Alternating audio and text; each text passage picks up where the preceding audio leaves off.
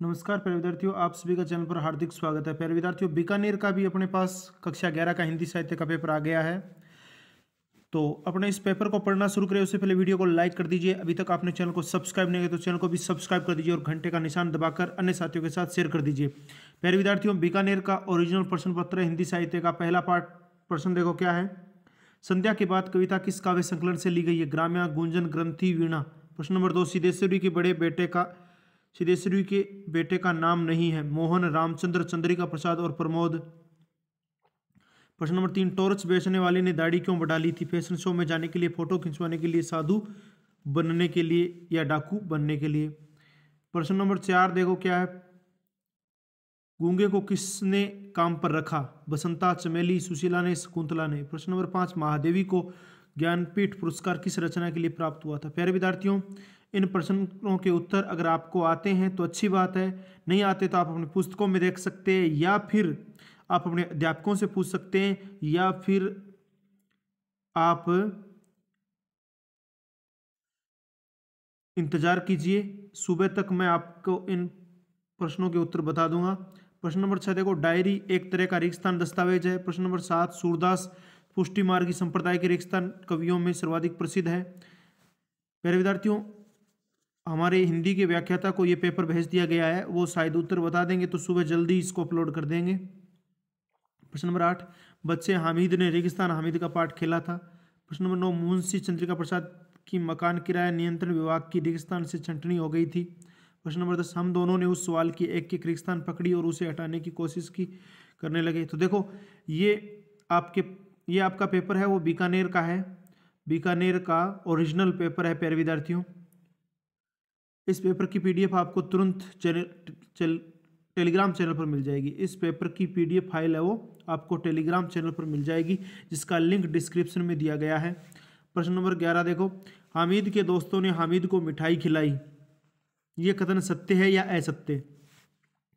12, सूरदास के पद में गोपियों का मुरली के प्रति ईर्ष्या भाव प्रकट हुआ। हाँ बिल्कुल, ये तो बात सत्य है, मेरे ध्यान में है, बाकी आप देख लेना। प्रश्न नंबर 13, कबीरदास निर्गुण भक्ति धारा की ज्ञान मार्गी शाखा के कवि थे, ये भी बात सत्य होनी चाहिए। प्रश्न नंबर 14, सपना शीर्षक कविता में गोपी का कृष्ण से झगड़ा हो जाता है, तो अब चेक कर लेना। प्रश्न नंबर 15, प्राकृतिक सौंदर्य के साथ ही सुमित्रानंद पंत मानव सौंदर्य के भी कुशल चितेरे हैं। तो ये जो आपका 11 से लेकर 15 तक प्रश्न है वो सत्य और असत्य के हैं, ठीक है ना। तो ये आप अपनी पाठ्यपुस्तक से देख लीजिए या फिर अध्यापकों से पूछ लीजिए, अन्यथा आप इंतजार कीजिए, सुबह जल्द ही मैं आपको इन प्रश्नों के उत्तर बता दूंगा और उसका वीडियो अपलोड कर दूंगा। अभी गुरुजी ने उत्तर बताए नहीं है। प्रश्न नंबर 16, अन्न न भावे नींद न आवे, कबीर की इस पंक्ति का आशय स्पष्ट करो। प्रश्न नंबर 17, दरबार सवैये में देव क्या समझना चाहते हैं? प्रश्न नंबर 18, तट पर बगुलों सी वर्धाएं, विधवाएं जप ध्यान में मग्न, पंक्तियों में पंत जी का क्या आशय है? मेरे विद्यार्थियों, डिस्क्रिप्शन में WhatsApp group, Facebook page, Instagram, Twitter, Telegram channel का लिंक दिया गया है, जिस पर क्लिक करके आप हमारी सोशल साइट से जुड़ सकते हैं। अगला प्रश्न देखो, प्रश्न नंबर 19, महादेवी किस मोहन पूर्ण बंधन से युक्त होकर मानव को जागृति का संदेश दे रही है? प्रश्न नंबर 20, गिरिधर नार नवावती से राखी का क्या आशय है? प्रश्न नंबर 21, हामिद ने चिमटे की उपयोगिता सिद्ध करते हुए क्या तर्क दिए? तो भाई दादी आपका हाथ न जले। 22 नंबर, कथा और पटकथा का अंतर स्पष्ट करना है आपको। आगे बढ़ते हैं अगले प्रश्न की ओर। अगला प्रश्न देखो क्या है।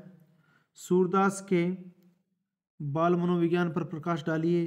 24 नंबर प्रश्न, सामाजिक समानता की छवि की कल्पना संध्या के बाद कविता में किस प्रकार अभिव्यक्त हुई है? प्रश्न नंबर 25, गूंगे ने अपने स्वाभिमानी होने का परिचय किस प्रकार दिया है? प्रश्न नंबर 26, धंधा नहीं करूंगा यानी टॉर्च बेचूंगा, बस कंपनी बदल रहा हूं, आज से स्पष्ट कीजिए। 27, अंडे खाना और उपन्यास पढ़ना आदि किन्हीं संदर्भों में गलत नहीं है, फिर भी नाटक के पात्र इन्हें छिपकर करते हैं, क्यों? देखो खंड से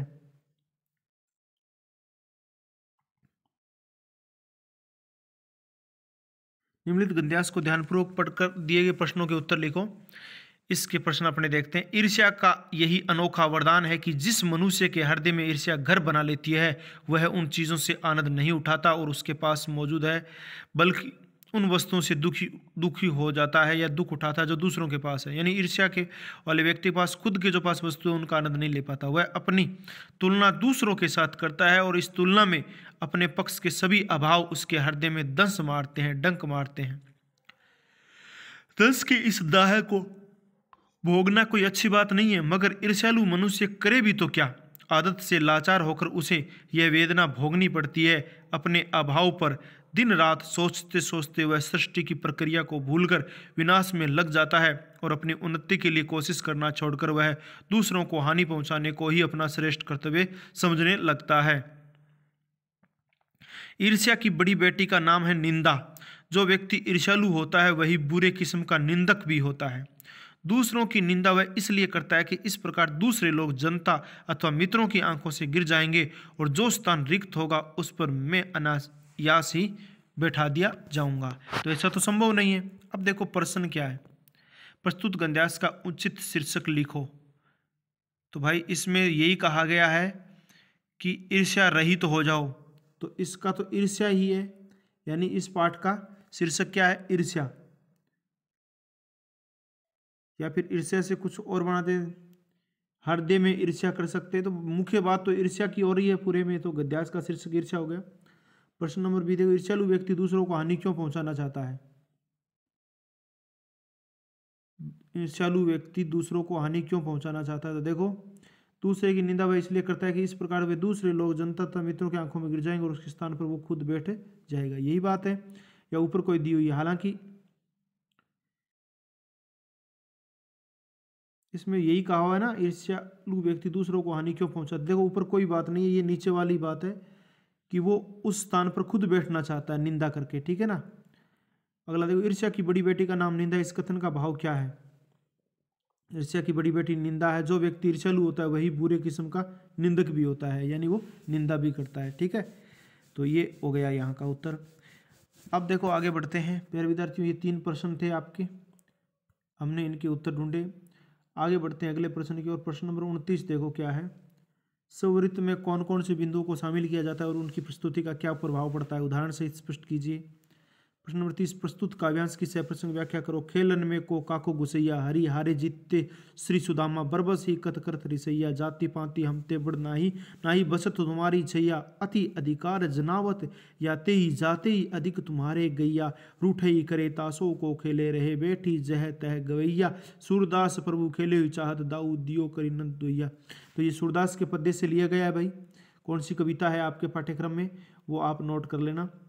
अथवा में क्या दे रखा है, सांसनी ही समीर गयो अरु, आंसनु ही सब नीर गयो ढरी, तेज गयो गुण ले अपनो, अरु भूमि गई तन की तनुता करी, देव जिये मिली बही की आस की, आस उपास कास रहो भरी, जा दिन ते मुखी पेरी हरे, हंसी हरी यो जू लियो हरे जू हरी।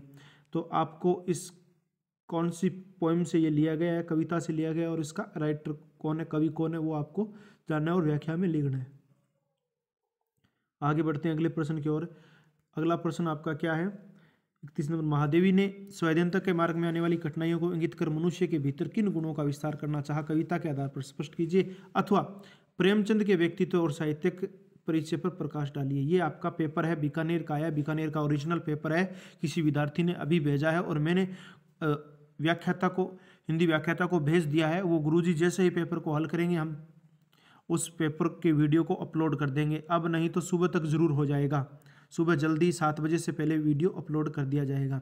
प्यारे विद्यार्थियों, किसी भी जिले का ओरिजिनल पेपर है वो आप केवल अभ्यास प्रश्न पत्र माने, क्योंकि हर जिले का अलग अलग प्रश्न पत्र होता है। ये आपको बार बार कहा जा रहा है, आप इससे सहायता ले सकते हैं, इसके ऊपर आपको निर्भर नहीं रहना है। बीकानेर जिले का ओरिजिनल प्रश्न पत्र कक्षा 11 के हिंदी साहित्य का। तो प्यारे विद्यार्थियों, इस आपके पेपर की जो PDF है वो टेलीग्राम चैनल पर मिल जाएगी, जिसका लिंक डिस्क्रिप्शन में दिया गया है। व्हाट्सएप ग्रुप में, इसके डिस्क्रिप्शन में WhatsApp group, Facebook page, Instagram, Twitter, Telegram channel के लिंक दिए गए, जिस पर क्लिक करके आप हमारी सोशल साइट से जुड़ सकते हैं। प्यारे विद्यार्थियों, यदि आपको ये वीडियो पसंद आया है तो आप लाइक करें।